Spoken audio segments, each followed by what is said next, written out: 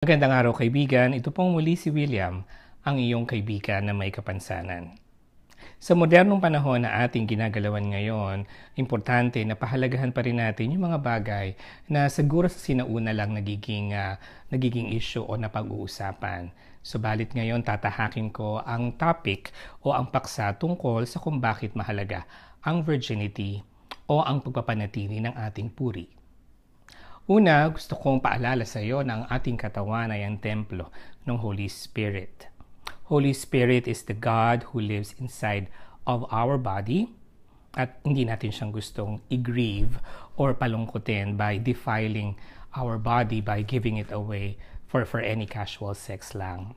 Napakahalaga na ikonsidera natin ang ating katawan bilang templo ng Holy Spirit o ng Espiritu ng Diyos dahil dito siya nananangan.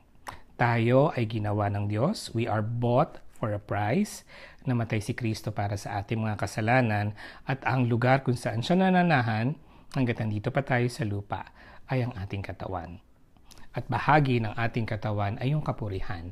Alam kong isang simpleng bahagi lamang ang ating sex organ kumpara for the rest of our bodies, but then again, ito yung isang bagay na binibigyan dangal ng ating society. So, kung bakit importante mapanatili ang virginity natin for as long as we can until marriage is because we honor o pinaparangalan natin ang Espiritu ng Diyos na nananahan sa ating katawan. Pangalawang punto ay dahil true love waits.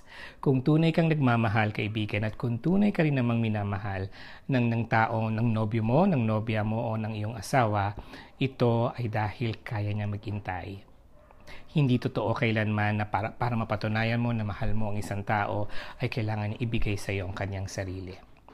Dapat willing siya mag-antay dahil ang respeto at ang tiwala ay kaakibat ng tunay na pagmamahal. Pangatlo at pinaka-importante sa lahat ay ang pagpapaalala na ang intimacy or sex is designed for marriage and marriage alone. Ito ay pagsasama ng dalawang tao na pinagtiyak ng batas ng Diyos at batas ng tao. Kung bakit ito ay mahalaga ay dahil ang tao na willing kang pakasalan, panindigan at idalin ka sa haba ng buhay at mangako ng magpakailanman para sa iyo. At yung tao na yon ang bibigyan mo ng iyong puri, ay ito rin kasi yung tao na kaya kang mahalin ng higit sa physical na aspeto lamang.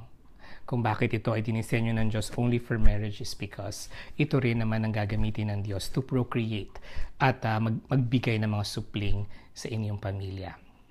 Now kaibigan, kung ikaw naman yung isang tao na nagkamali na at huli na sa iyong lahat at naibigay mo na dahil sa kapusukan o pagkakamali ang iyong puri, remember that all is not lost. Pwede ka pa rin magsimula ngayon. Pwede ka pa rin matuto sa mga pagkakamali ng kahapon at itama mo na. Magkaroon ka ng paninindigan ngayon pa lamang na sa susunod na ibibigay mo ang iyong sarili o ang iyong puri ay sa tao na kaya kang mahalin, kaya kang panindigan at higit sa lahat ay kayang papurihan ng Diyos na sinasamba mo sa loob ng kasal o ng marriage. Sana nakatulong ako kahit papano sa araw na to at hanggang sa muli nating pagkikita, mag-usap tayong muli.